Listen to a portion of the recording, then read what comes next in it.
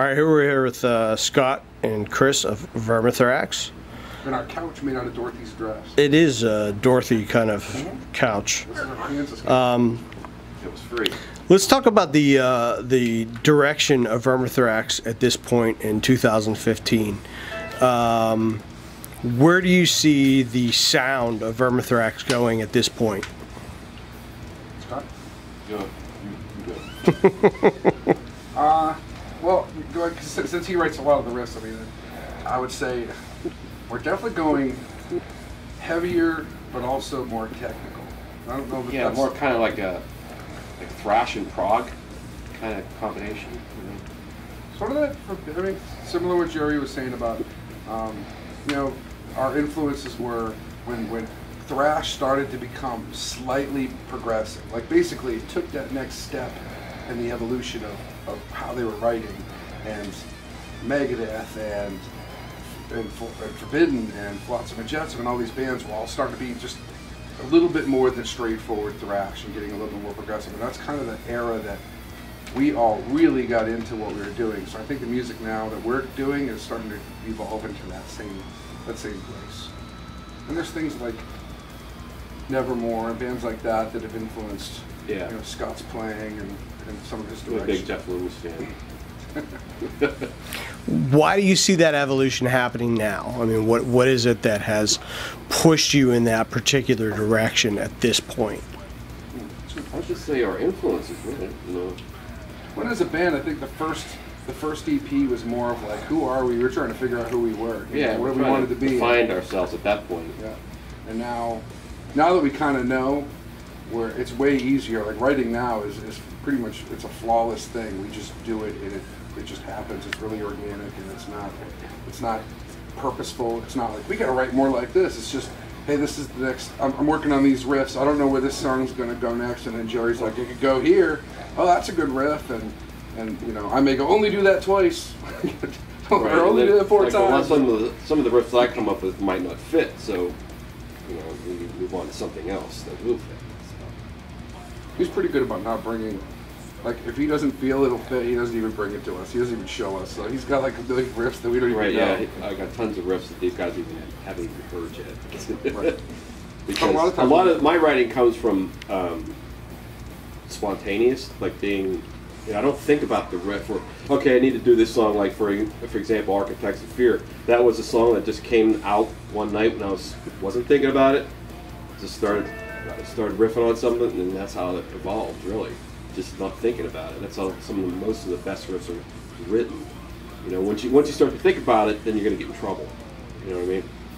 Absolutely. Or you hit that roadblock. Yeah, you get a writer's block kind of thing. Well, I need to have it go here and this and do this, how many times, blah, blah, blah. Just got to write what your heart feels, really, at the time, you know? Many of you have been in different bands throughout the years that have been successful in various degrees.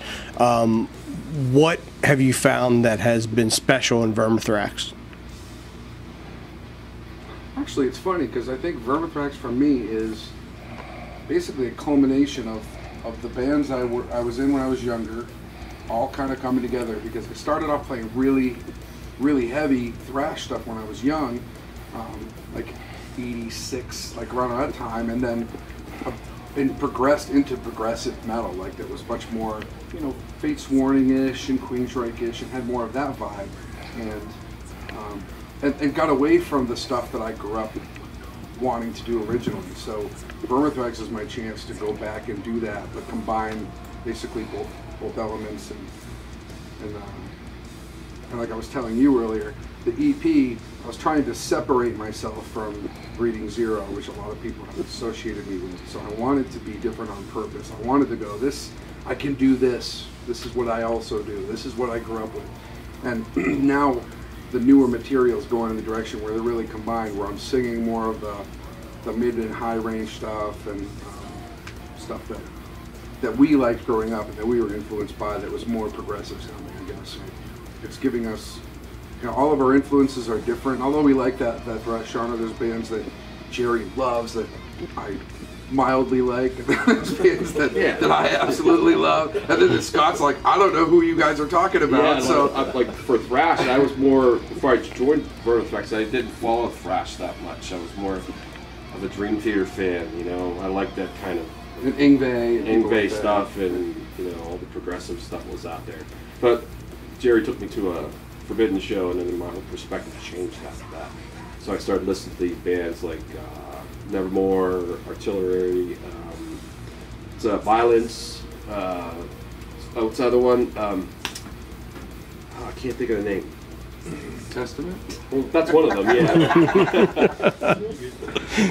Exodus? Yeah. Exodus, yeah. We gave Scott a steady stream diet of thrash for like so 2 years. We've been force feeding him thrash to go, this is it. This is what we grew up listening to. You have to listen to this. And it's funny because we watch him like get excited about it like we did when we first heard it, which is kind of cool. It means it held up, you know? Because he listens, he's like, holy shit, that's really good, you know? And who would have thought that somebody could hear it new later in life and still have that same joy of discovering it, you know?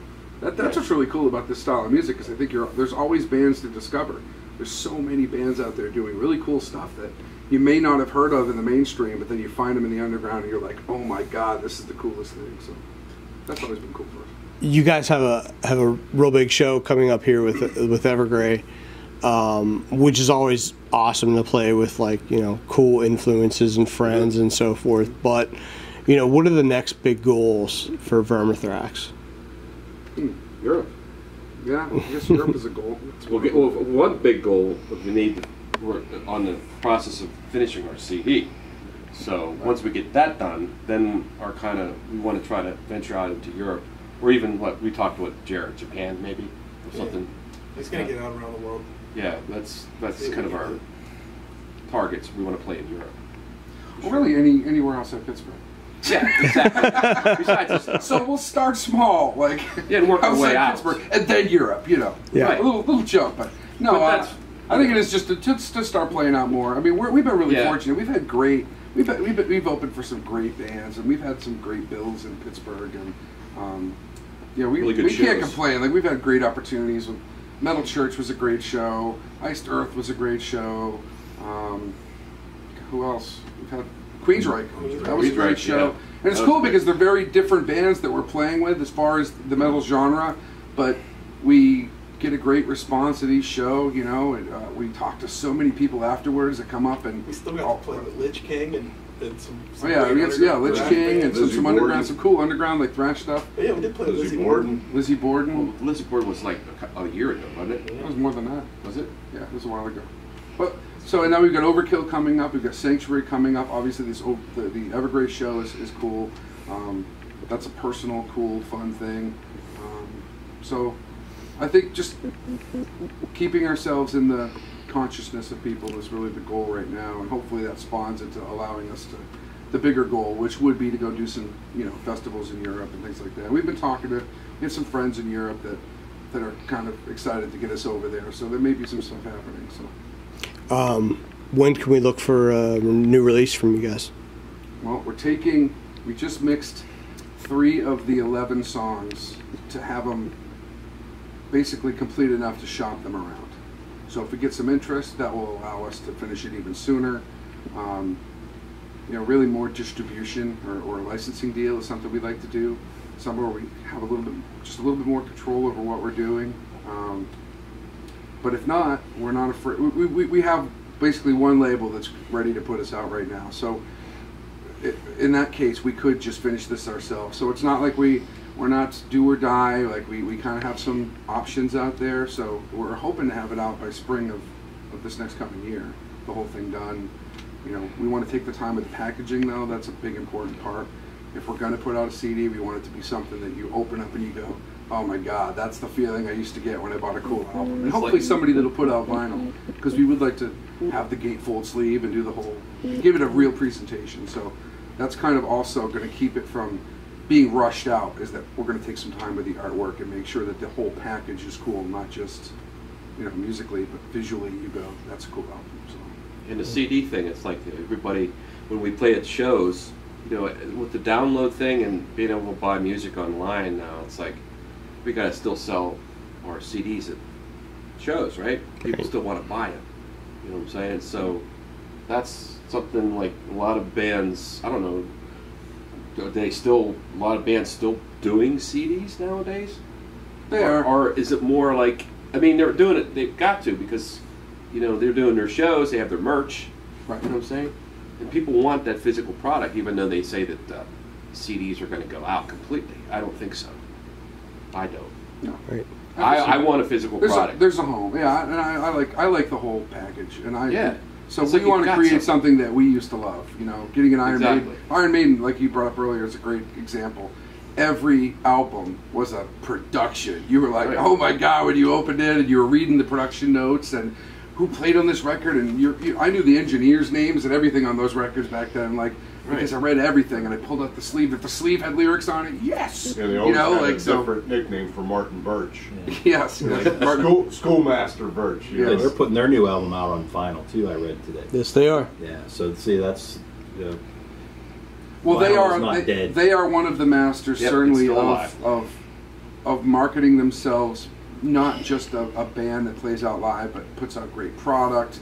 They always had those weird singles and picture discs, and I was into all that stuff. I have a collection of so much Maiden picture discs and Metallica picture discs and Megadeth picture discs, and so I would love to find a label that would be willing to do even small runs of that stuff, just because there are people out there that totally collect that stuff. That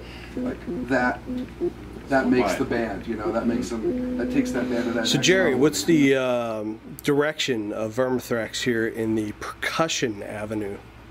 I guess I got to go back to just my roots, drum-wise. I try to play. I'm totally into early Megadeth, Gar, Samuelson and stuff. I've been playing that, trying to bring that out in this version with the version of Vermithrax, and it's just a mix of just pretty much all my influences. But it's all basically early '80s thrash and heavy metal. That's pretty much it. I'm not really trying to get into blast beats or anything like that. I don't see Vermithrax doing that. We have some faster stuff, but the majority of our thrash stuff that's coming out on the new album is pretty straightforward. Exodus, Forbidden type stuff. It's real harder stuff when you're more progressive thrash. Do you feel that it's a very organic thing, or is it a little bit more of something that you guys have discussed and kind of a direction that you feel that you needed to go through? Just trying. It's hard to say. Organic. We don't really talk about. We always talk about what we want to do. We always talk about wouldn't it be cool to do a part like this or like that. But whenever we're talking about doing a part like this or like that, it's always referring back to something from that mid-'80s, the middle '80s or late '80s thrash metal or power metal.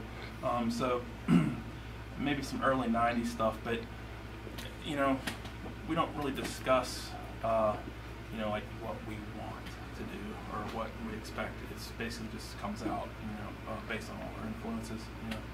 So I think that's the gist of Vermithrax on drums. Definitely is just again all my influences, and that's where it comes from. How does your songwriting begin? Or are you one of the first people involved? Or are you one of the middle people or last people? Well, Vermithrax, Scott and I write a lot of the songs. I play guitar as well. I was originally going to be the rhythm guitar player in Vermithrax, but as things came along and things progressed, I decided it would be best for me to stay on drums. But I had some music and ideas that I've been kicking around for quite a few years. Scott had a lot of stuff. So I guess basically the best way to say that a song comes together is Scott will have something he'll present to us that he'll record at home, and it'll be a part of a song or a basic structure of a song, and rhythmically I'll try to blend that with the rhythms in mind with the drum kit, like writing as a drummer on guitar to come up with those riffs, and that's basically how it's been going. So. Who do you think was your biggest influence out of all the drummers that you were as a little kid you kind of emulate? Oh geez, as a little kid, Nico from Iron Maiden. You know, that's pretty much, yeah. That's if I'm looking back, that's what I played the most. You know, day after day, day in, day out after school. A lot of Iron Maiden as younger, and then as I got older, you know, thrash metal started coming in. Just you know, Slayer. You know, it's hard to say. It's hard to pinpoint any one, but I would say, you know, and also getting back to Gar from Megadeth. I mean, I love those first two Megadeth albums. I mean, they're just, you know, to me they're iconic, and drum wise is that's kind of like my introduction to speed metal or heavier stuff, you know. So but like I said, I would say Iron Maiden ultimately.